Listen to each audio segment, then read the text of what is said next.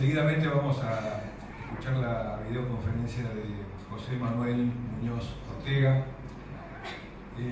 amigo a la distancia nuestro. Es licenciado en Biología por la Universidad de Valencia, máster en Filosofía de la Mente, máster y luego doctor en Lógica, Historia y Filosofía de la Ciencia por la Universidad Nacional de Educación a Distancia de España, profesor de la Universidad Europea de Valencia, autor de diversas publicaciones científicas que vinculan neurofilosofía y libre albedrío. Hoy escucharemos su videoconferencia donde va a tratar algunas de las temáticas vinculadas, como dijimos, a temas de libre albedrío, experimentos Libet y posiblemente algo de los Heisman. Prestemos atención, a los chicos yo les había dicho, acá hay filminas, tomen nota, es bibliografía de lo más reciente, es difícil de hallar. Hola a todos, me llamo José Manuel Muñoz, soy doctor en filosofía, profesor de la Universidad Europea de Valencia en España y colaboro con la Universidad de Navarra también en su Instituto Cultura y Sociedad y por supuesto tengo el placer de formar parte del grupo de neurociencias en el derecho penal de la UNLAM, que me ha invitado muy amablemente a participar en este importante evento. Así que quería agradecer al doctor José Ángel Marinaro su invitación, a Nicolás Llamas también por su invitación y su trabajo muy intenso en este evento y a todo el resto de ponentes y participantes del proyecto de investigación por su amabilidad y por la invitación para participar. Y finalmente quería, desde luego, agradecer el apoyo legislativo a este evento, que yo creo que puede ser el inicio de algo muy bueno y, desde luego, puede hacer ver a muchas capas de la sociedad hasta qué punto las neurociencias son importantes, no solo en el derecho penal, sino en el derecho en general y en todas las humanidades, y no solamente como un compartimento estanco del conocimiento. Así que nada, sin más dilación paso a ponerles mi ponencia, que espero que les guste, y reiterando mi agradecimiento me despido. Un abrazo a todos.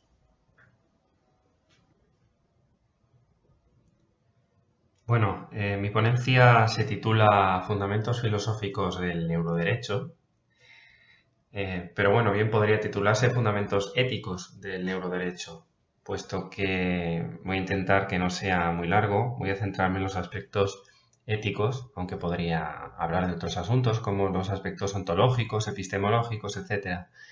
Pero creo que los asuntos éticos aquí son de gran importancia, por lo tanto, bueno, vamos a centrarnos en ellos. Normalmente la neuroética, que es como se conoce a la ética de la neurociencia, tiene dos vertientes.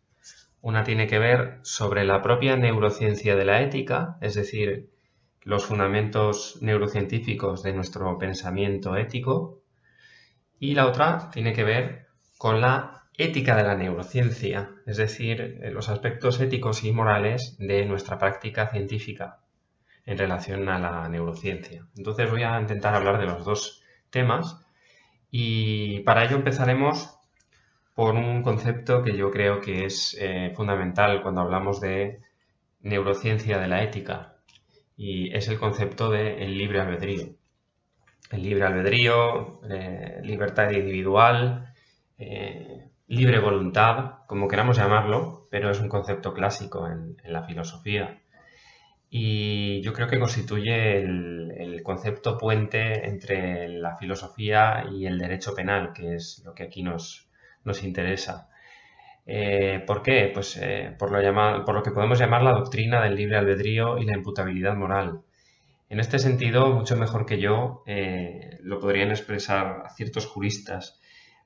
No es mi campo de especialidad, así que he indagado un poquito en la literatura y he encontrado en un viejo manual, tengo que reconocer que tiene más de 20 años, pero he encontrado un fragmento que me parecía interesantísimo y que creo que, a pesar de las correspondientes actualizaciones, seguramente no habrá perdido vigencia. Entonces, si me permiten, voy a leer lo que dice este manual sobre cómo el libre albedrío es importante para el derecho. Dice: de acuerdo con la doctrina del libre albedrío, para que al hombre se le puedan atribuir como suyos los efectos de sus actos, es indispensable que al momento de la acción haya gozado de la libertad, del poder de elegir entre una y otra cosa, Mejor dicho, debe existir la imputabilidad moral. Precisamente sin libertad no hay imputabilidad moral. Sin imputabilidad moral no hay imputabilidad jurídica. Y sin imputabilidad jurídica no hay derecho penal. Sobre la base de la aceptación de la doctrina del libre albedrío, es que la pena toma su naturaleza retributiva. Solamente reconociendo que el hombre puede obrar con libertad, se puede dar una justificación de la pena. La pena se la merece el hombre en cuanto ha obrado con libertad.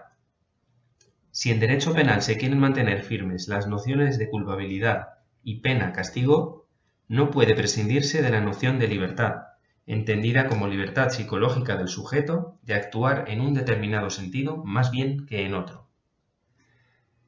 Bueno, yo creo que este fragmento refleja muy bien ciertos aspectos del concepto del libre albedrío que en la filosofía son muy importantes. De hecho, se suele considerar que la libertad, el libre albedrío, está formado principalmente por dos aspectos. Uno es o son las posibilidades alternativas de acción, que tengamos más de una opción sobre la cual escoger cuando vamos a elegir.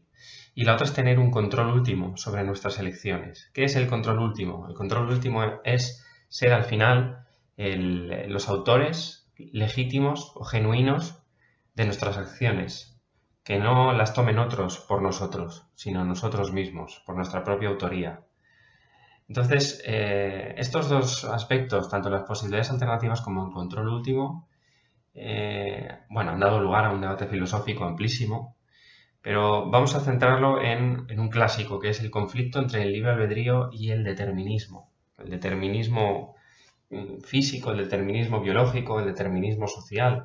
Hay muchos tipos de determinismo, pero al final podríamos resumirlo en una única definición. Hay un autor muy importante en filosofía del siglo XX, que es Peter Van Inwagen, que ha definido el determinismo de esta manera. El determinismo es, intuitivamente, la tesis según la cual, dados el pasado y las leyes de la naturaleza, existe solo un futuro posible. He subrayado aquí pasado y leyes de la naturaleza porque son los dos aspectos claves a tomar en cuenta. Si nos fijamos bien, intuitivamente el determinismo puede resultar conflictivo con el libre albedrío porque impide este. Y todos intuitivamente nos hacemos una idea de por qué podría ser conflictivo el determinismo y el libre albedrío, pero hay un argumento conocido como el argumento de consecuencia, también definido por Van Inwagen, que nos explica muy bien, de una manera muy elocuente, por qué determinismo y libre albedrío no son, en principio, buenos amigos, por llamarlo así. El argumento dice así: si el determinismo es cierto, entonces nuestros actos son las consecuencias de las leyes de la naturaleza y los eventos en el pasado remoto. Pero no depende de nosotros lo que sucedió antes de que naciéramos, y desde luego no depende de nosotros cuáles son las leyes de la naturaleza. Por lo tanto, las consecuencias de dichas cosas, incluyendo nuestros actos presentes, no dependen de nosotros. Así pues, parecería que determinismo y libre albedrío no son compatibles, según el argumento de consecuencia. Sin embargo, hay dos grandes corrientes en la filosofía en relación a este argumento y tienen que ver precisamente con esta compatibilidad. ¿Es compatible el libre albedrío con el determinismo? Sí, no. Bueno, la primera gran corriente es la que se conoce como incompatibilismo. El incompatibilismo, como su nombre indica, dice que el determinismo y el libre albedrío son incompatibles. Pero claro, dentro del incompatibilismo, a su vez, tenemos tres grandes corrientes. La primera es la que conocemos como libertarismo. El libertarismo, según han demostrado varios estudios, varias encuestas empíricas realizadas a individuos de la calle, como cualquiera de nosotros, bueno, estos estudios indican que la mayor parte de la gente intuitivamente está dentro de esta posición.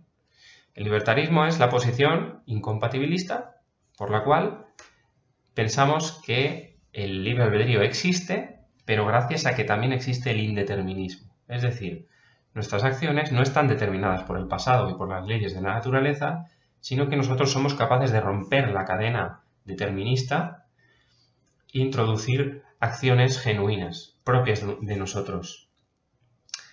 Hay muchos autores actuales que tienen en pantalla que pueden ampliar información sobre ellos y han argumentado sobre la potencia del libertarismo. Pero sería muy complaciente aceptar el libertarismo tal cual y dar por sentado que el resto de posiciones son equivocadas. Y sería algo un poquito inconsciente si tenemos en cuenta que hay argumentos también muy potentes en contra del libertarismo. El más conocido es el argumento del azar. Se le llama argumento del azar, argumento de la suerte. Y este argumento nos dice que, muy bien, la libertad podría ser compatible con el indeterminismo, pero el indeterminismo, de alguna u otra forma, conlleva el azar. Y nosotros no podemos controlar algo que es azaroso. Por lo tanto, el indeterminismo no permitiría el control último, no permitiría que nosotros fuéramos autores genuinos de nuestras acciones. ¿Cuál es la consecuencia? La consecuencia es que varios autores, sosteniendo este argumento del azar, sostienen que el determinismo no es compatible con la libertad, pero tampoco lo es el indeterminismo.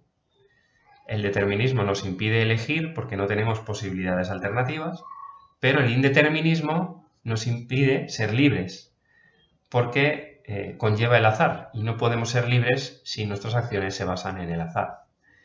Este tipo de autores son conocidos como incompatibilistas duros y el gran líder de esta corriente es un filósofo de la Universidad de Cornell en Estados Unidos, que es Dirk Pereboom.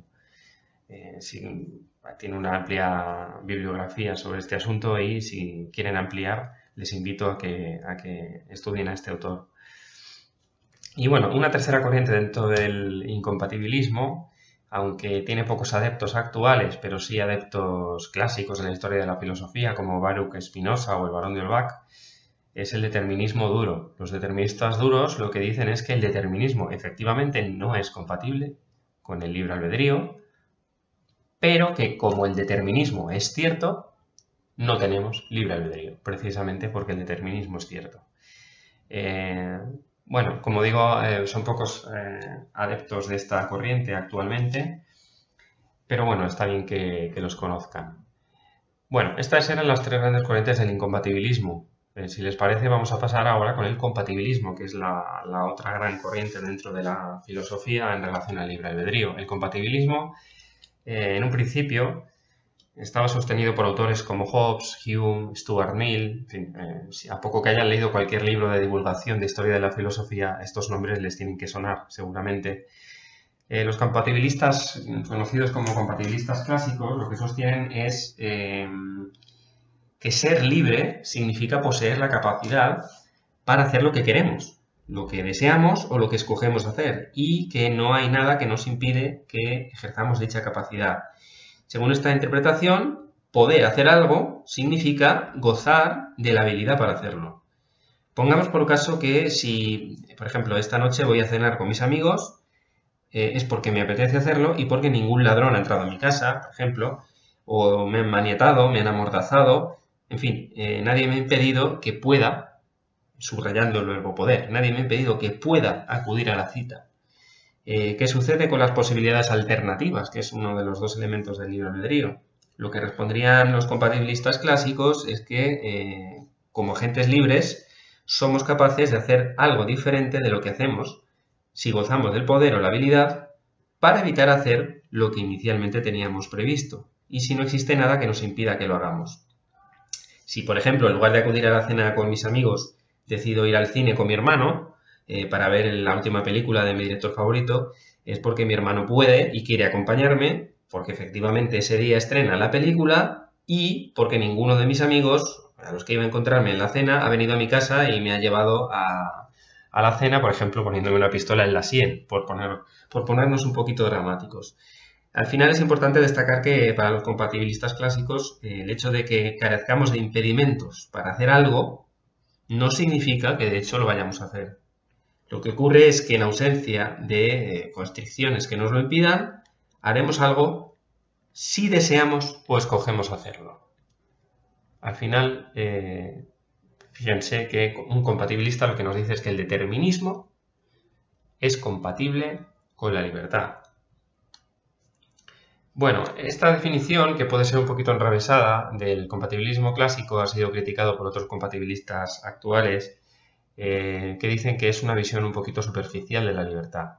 Que al final, si ser libre solamente es que nadie nos impide por la fuerza hacer lo que ya estaba determinado que haríamos, es una visión un poco superficial de la libertad.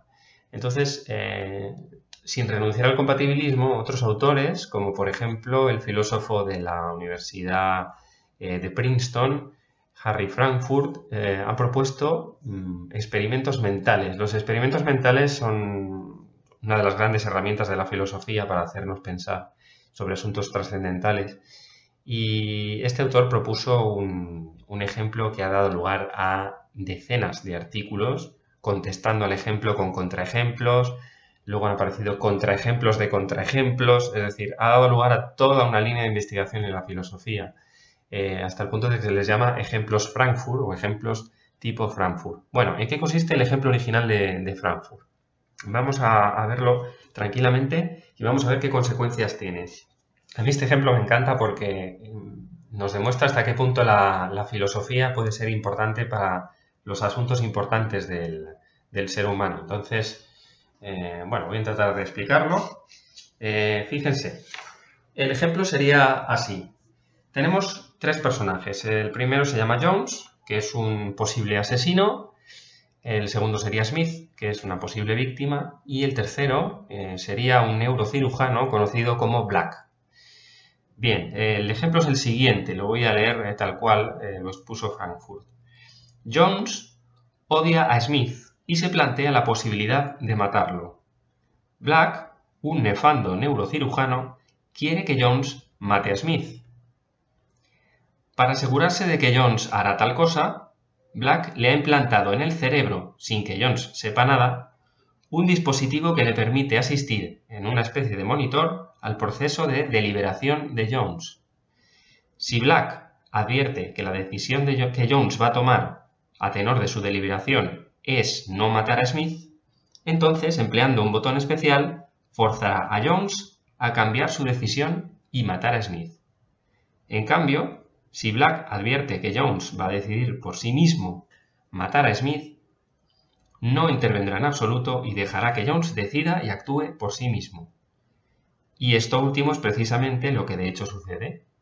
Jones delibera y decide, por sus propias razones y sin que Black intervenga, matar a Smith.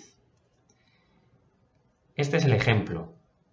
Si nos fijamos bien, repasando, de manera resumida, el ejemplo es lo siguiente. Jones se plantea matar a Smith, no sabe si lo va a matar o no, pero Black está a la expectativa, observando el proceso de decisión de Jones. Si ve que Jones al final decidirá no matar a Smith, entonces Black intervendrá y obligará a Jones a matar a Smith, interviniendo en su cerebro.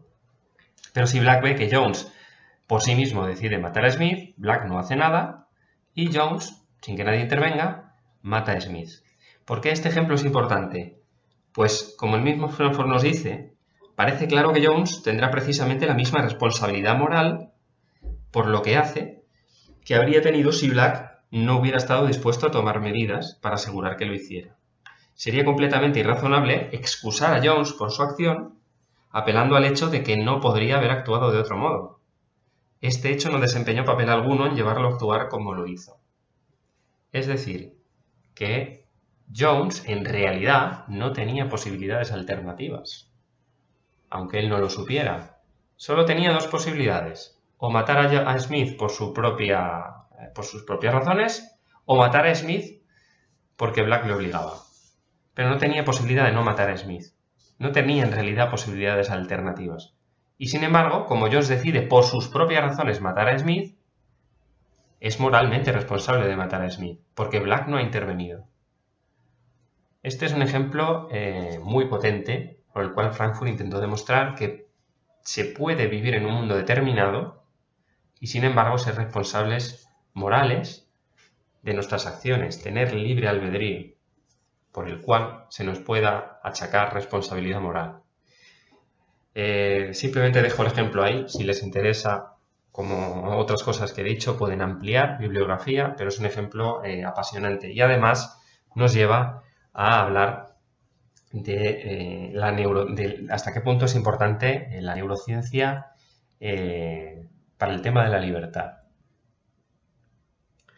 Bueno, la neurociencia del libre albedrío ha dado lugar a un montón de estudios. Resumir es prácticamente imposible, así que vamos a hacer una breve mención a estos estudios, clasificándolos en dos grandes tipos. Están los estudios de lesiones y los de neuroimagen funcional. Los estudios de lesiones se basan, bueno, como su nombre indica, en lesiones cerebrales en ciertos individuos. Entonces se hace un estudio de un caso individual, de un individuo que tiene una determinada lesión en una parte del cerebro y se observa qué cambios o qué deficiencias cognitivas presenta este individuo. Hay un caso clásico de un personaje llamado Phineas Gage, que es de hace muchísimos años, que era una persona normal en el sentido de que su comportamiento era completamente normal, como el de cualquier otro individuo, y se clavó una vara de metal justo atravesándole el córtex prefrontal, que es la parte del cerebro que está justo detrás de la frente, y esta persona sobrevivió, pero mientras que el pensamiento racional seguía siendo completamente normal, podía hacer incluso operaciones matemáticas, su comportamiento moral cambió completamente, se convirtió en una persona obscena, insultaba a la gente, no tenía ningún tipo de empatía hacia los otros, cosas que antes no manifestaba. Bueno, pues muchos estudios similares a este parecen mostrarnos que determinadas zonas del cerebro son las responsables de algunos aspectos cognitivos. Otro tipo de estudios son los llamados de neuroimagen funcional, con técnicas como el PET o el fMRI, que lo que hacen es observar a los individuos mientras ejecutan una serie de tareas en tiempo real. Y entonces, esto lo habrán visto ustedes muchas veces incluso en series muy conocidas, ¿no? Tipo CSI y cosas así, donde se ve, ciertas partes del cerebro que se ven iluminadas en tiempo real cuando un individuo está pensando en algo en concreto.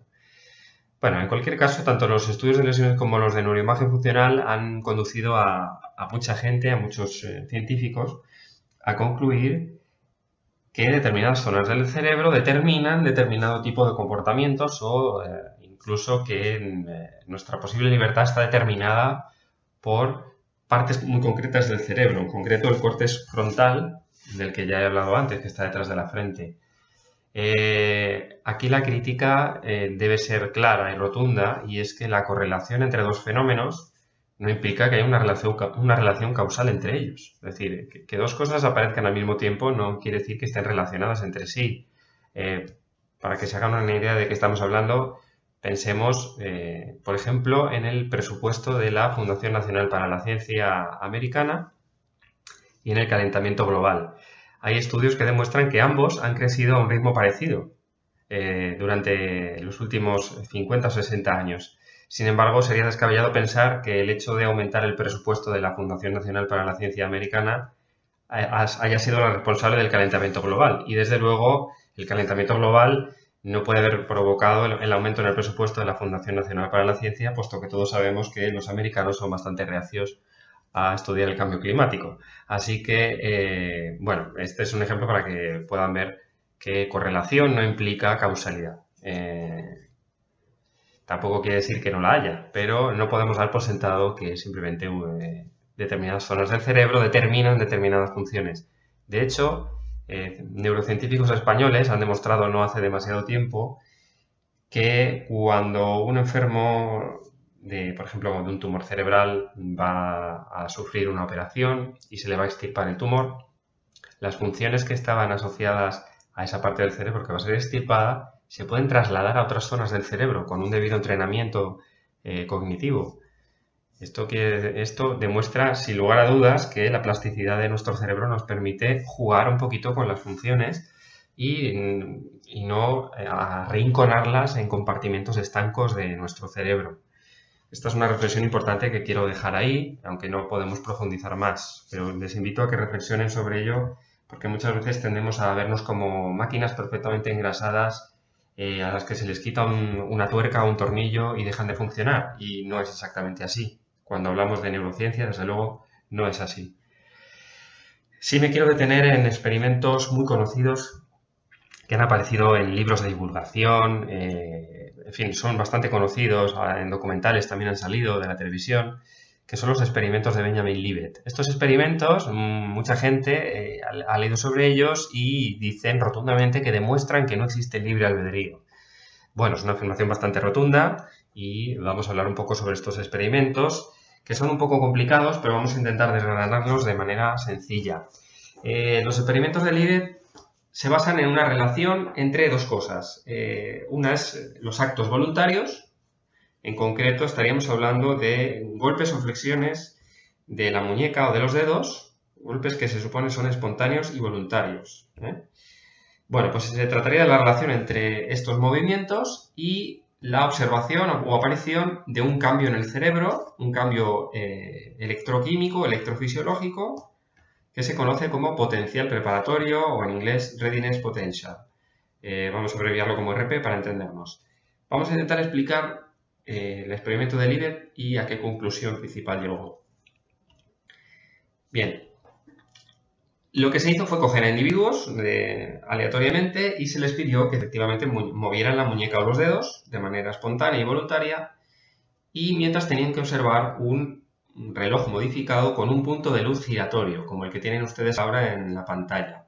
Lo que tenían que hacer los individuos era mover la muñeca mientras miraban el reloj, muñeca o los dedos, y tras haber hecho el movimiento tenían que decirle a los investigadores en qué lugar del reloj estaba el punto de luz cuando fueron conscientes de que iban a hacer el movimiento.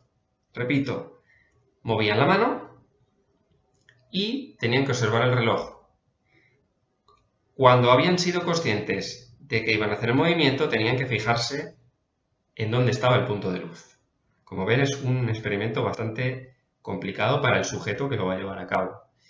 Y bueno, como me apetece retarles un poquito, les voy a invitar a que participen durante unos breves instantes en el experimento de Libet. Así que, por favor, despierten al que tengan al lado, que deje de roncar, péguenle un codazo, lo que haga falta, pero intenten participar en el experimento de Libet porque resulta importante ver lo complicado que es.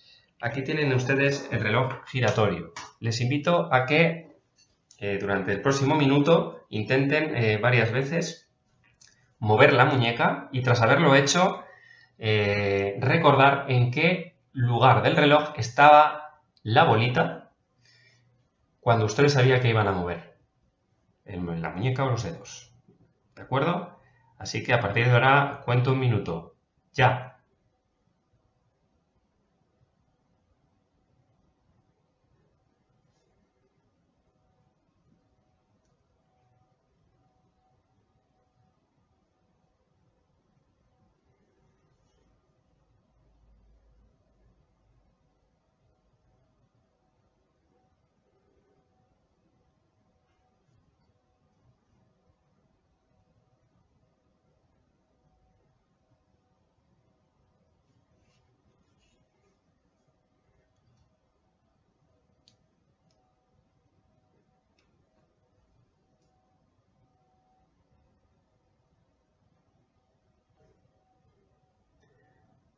Bueno, tampoco quiero aburrirles más, no sé si habrá llegado al minuto, pero espero que hayan podido más o menos comprobar hasta qué punto es complicado realizar el experimento. En cualquier caso, veamos qué resultados obtuvo Libet y sus colaboradores y a qué conclusión llegaron.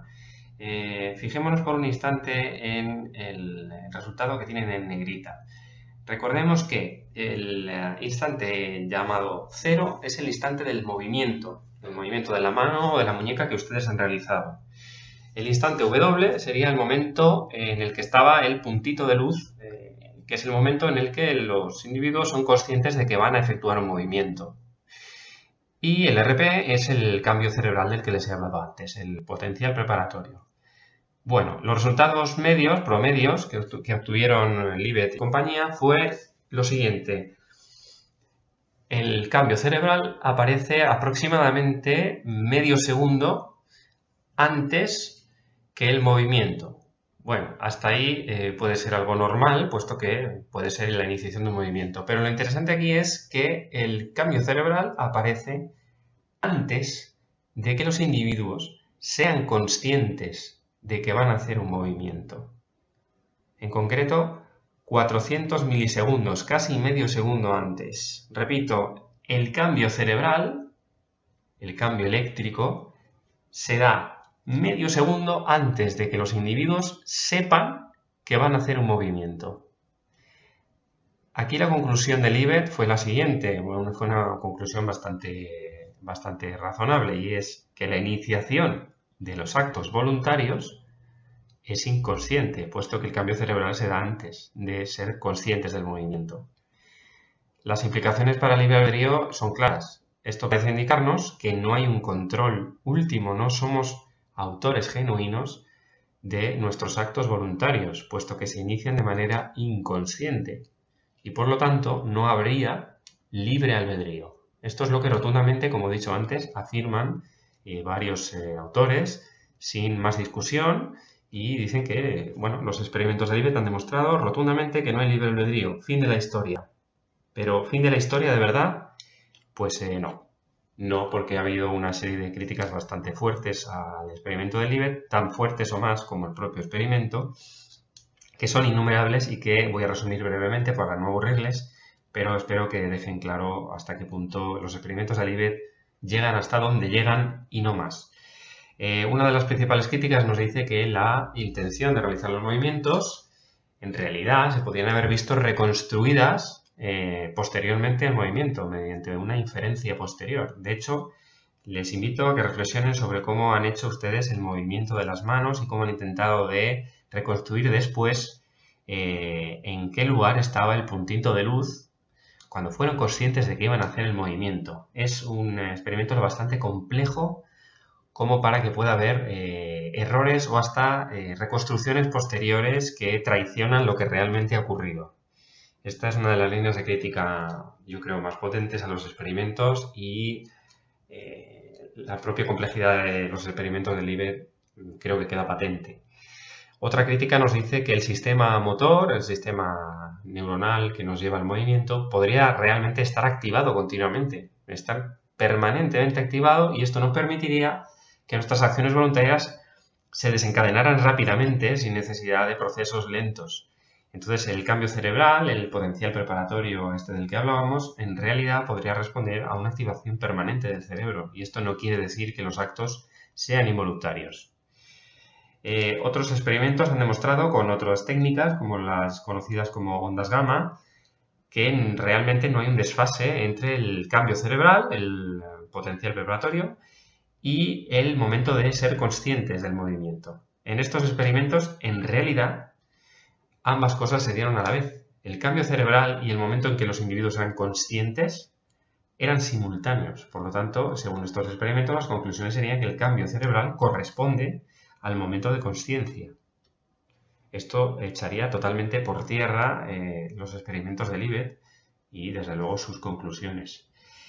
Y, bueno, otra crítica más, yo creo que igualmente potente, nos dice que aunque un impulso esté determinado por procesos inconscientes, estos no determinan la acción. Es decir, podríamos haber movido la muñeca o podríamos no haberla movido. Pero es que, claro, el experimento requería que había que mover la muñeca.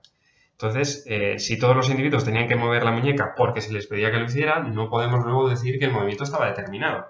Claro, estaba determinado, pero no por nuestra inconsciencia, sino por el diseño experimental. Es así de sencillo. Y a pesar de todas estas críticas, no debemos olvidar otra cosa, yo creo que incluso más importante, y es que después de todo, los experimentos de Libet se basan en mover una muñeca o unos dedos. ¿Qué relevancia moral tiene eso? Salvo que sea para apretar un gatillo, por decirlo así. Es decir, si pensamos realmente en los actos que tienen consecuencias morales y que pueden tener consecuencias para el derecho penal, la mayoría de ellos, incluso los homicidios más pasionales, tienen una mínima planificación o un mínimo momento de deliberación. No son simplemente toser, chasquear los dedos, es decir, no son movimientos que se dan en un segundo, sino que llevan una cierta planificación, ya digo, incluso para los más espontáneos. Por lo tanto, las conclusiones del IBE de que no existe libre albedrío, desde luego, son erróneas, puesto que el libre albedrío es algo mucho más relevante que mover un dedo o una muñeca, y desde luego no dilapidan todas las argumentaciones a favor de la responsabilidad moral de los individuos. Con esto espero no haber desmitificado los experimentos de Liebel, pero sí por lo menos dejar claro que no es oro todo lo que reluce y que en los libros de divulgación muchas veces se afirman cosas con rotundidad y no se reflexiona lo suficiente sobre ciertos aspectos de los experimentos. Bueno, y para acabar, fíjense que hasta ahora he estado hablando sobre la neurociencia del libre albedrío, neurociencia de la ética. Ahora vamos a ver el otro aspecto del que hablaba al principio, que es la ética de la propia neurociencia, la ética de la práctica científica, que es un tema amplísimo, pero me voy a centrar en 4 aspectos que creo que son extremadamente relevantes para el derecho penal. El primero de ellos es un elemento de reflexión de la ética sobre la capacidad que tiene la neurociencia para comprender los sucesos pasados. De hecho, en la actualidad es posible examinar, mediante técnicas de neuroimagen, la actividad cerebral para poder dilucidar si una persona está mintiendo o si dice la verdad en un momento determinado. Se entiende que estamos hablando de mentir o decir la verdad sobre algo que ha ocurrido en el pasado. Entonces, aquí la pregunta ética realmente importante sería: ¿estamos legitimados a forzar a un imputado a autoinculparse con una prueba de neuroimagen? Es decir, ¿podemos empujarle a que se autoinculpe porque vamos a saber que está mintiendo o que no? Desde el punto de vista ético, esto es una pregunta fundamental en el derecho penal. Otro tipo de cuestiones tienen que ver con el propio control de la información cerebral y con el asunto de la privacidad. La inferencia de características de propiedades psicológicas de un individuo a partir de las técnicas de neuroimagen tiene de hecho el potencial para convertirlas en una información peligrosa para este individuo si cae en manos equivocadas. Pensemos a tal respecto en qué casos penales, si es que los hubiera, estaría plenamente justificada la obtención de dicha información sin el consentimiento expreso del investigado o del imputado o de la víctima. Es decir, obtener información no consentida mediante la información cerebral. Esto es todo un campo de regulación legal que está por venir y que desde luego se debe hacer de manera pausada, desde mi punto de vista con equipos ampliamente interdisciplinares, y la reflexión ética debe estar ahí. La pregunta añadida o relacionada es, desde luego, si esta información debería ser accesible para los abogados, o para qué abogados, o para que según qué abogados. Lo dejo ahí. La tercera pregunta tiene que ver con la capacidad de la neurociencia para predecir el futuro. En este sentido, les invito a que vean el siguiente fragmento de una película muy conocida del director Steven Spielberg, que nos da que pensar sobre este asunto. Cuando los Precog anuncian una víctima y un asesino, su nombre se graba en la madera. Cada pieza es única, al igual que la forma y el grano. La forma y el grano son infalsificables. Seguro que comprenden el problema legal que plantea esa metodología. Ya empezamos. Yo no estoy con la Unión de Derechos Civiles, pero no seamos ingenuos. Detenemos a gente que no ha violado la ley. ¿Pero qué lo hará? La comisión del crimen en sí es pura metafísica. Los Precog ven el futuro y nunca se equivocan. Al impedirlo ya no es futuro. ¿No es una paradoja fundamental? Sí, así es. Habla de predeterminación, la cual se da todo el tiempo. ¿Por qué lo ha hecho? Porque iba a caer. ¿Estás seguro? Sí. Pero no ha caído. Usted la ha cogido. El que haya impedido que pasara no cambia el hecho de que fuera a pasar. ¿Nunca reciben un falso positivo? Un tipo va a matar a su mujer o a su jefe, pero al final no lo hace. ¿Cómo capta un Precog la diferencia? Un Precog no ve lo que uno piensa hacer, solo lo que va a hacer. ¿Y por qué no ven violaciones, atracos, suicidios? Por la esencia del homicidio. Nada hay más destructivo para el tejido metafísico que nos une que la muerte de un ser humano a manos de un semejante. No creo que eso sea de Walt Whitman. Es de Iris Hineman. Ella desarrolló los precoc, diseñó el sistema y preparó la interfaz. Hablando de interfaz, me gustaría saludar. ¿A Hineman? A ellos. Bien, estos personajes que han salido al final, bueno, me imagino que algunos de ustedes han visto la película, son los famosos precoc, que son personajes que son capaces de dilucidar el pasado. Esta película, en teoría, es una película de ciencia ficción, pero deben saber que hoy en día se está empezando a hablar ya de precrimen, exactamente igual que en Minority Report, que es el título de esta película. De hecho, se han hallado correlatos neurales de enfermedades como la depresión o la esquizofrenia, que han despertado la posibilidad de predecir en cierta forma, el futuro psiquiátrico de un individuo. Por otra parte, se está empezando a plantear la tesis según la cual podríamos ser capaces de predecir crímenes violentos antes de que sucedan, como en la propia película de Minority Report. Entonces, así las cosas, la pregunta es clara. ¿Resulta ético acusar o ni tan siquiera investigar a un sujeto por un acto que aún no ha cometido? Que es la pregunta que hacía el personaje de Colin Farrell en el fragmento que les acabo de poner. Es decir, ¿resultaría ético tener unidades de precrimen, como en la película? ¿Implantar el mundo de Minority Report en el mundo real? Sobre este aspecto yo soy muy crítico. Y soy muy crítico porque creo que la paradoja de la que habla Colin Farrell es una paradoja que derrumba completamente esto. Si se fijan, vamos a pensar en un ejemplo que es de una escena también de la misma película, y es sobre un personaje que, ha averiguado que su mujer se está acostando con otro hombre y, comete un asesinato. Si no recuerdo mal, mata a ambos, tanto a la mujer como al amante. Entonces, la unidad de precrimen previsualiza que este crimen va a ocurrir y detiene al hombre justo en el momento anterior a cometer el delito.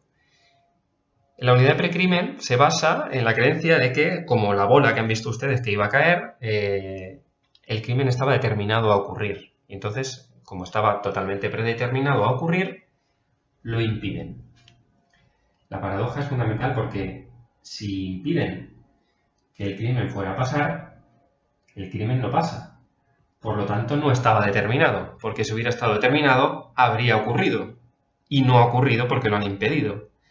Con lo cual, cualquier atribución de responsabilidad moral al individuo que supuestamente iba a cometer el crimen, pero que no ha cometido, queda totalmente derrumbada. Yo, repito, soy muy crítico con esto de las unidades de precrimen. Me parece totalmente abominable y me parece una manera de reprimir completamente la libertad individual. Esto, dicho sea de paso, es una posición individual, es una opinión personal y no suelo posicionarme sobre muchas preguntas éticas, pero sobre esta no me cabe otro remedio que hacerlo. Pero les invito a que cada uno de ustedes alcance sus propias conclusiones.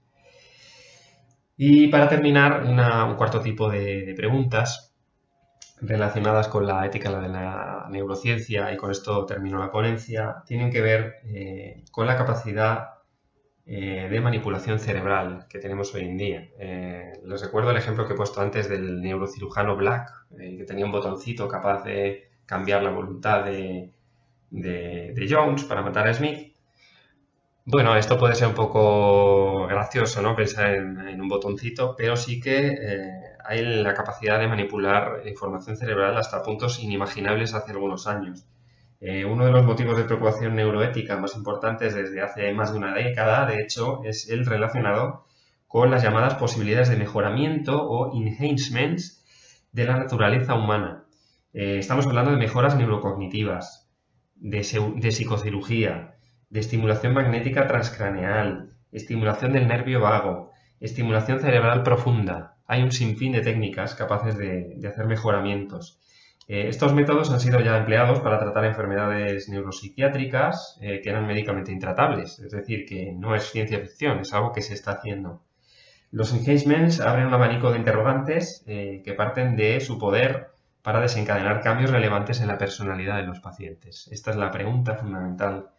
Y es, ¿realmente no estamos sustituyendo a una persona por otra cuando le aplicamos los mejoramientos?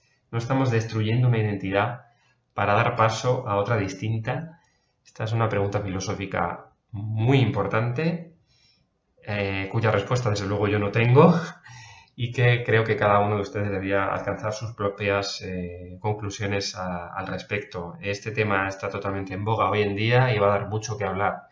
Así que, como reflexión final y agradeciéndoles sinceramente la atención que me han prestado, voy a dejar que otros hablen por mí y les planteen preguntas relacionadas con los engagements y en general con la relación de la intervención de la neurociencia en nuestra libertad y hasta qué punto es importante la identidad personal para hacer a una persona moralmente responsable por sus actos.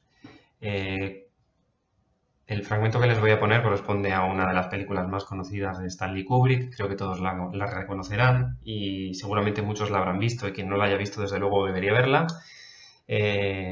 Como todas las grandes obras de arte, no responde a preguntas, pero sí hace preguntas muy profundas, así que les invito a que la disfruten. Gracias de nuevo y un saludo.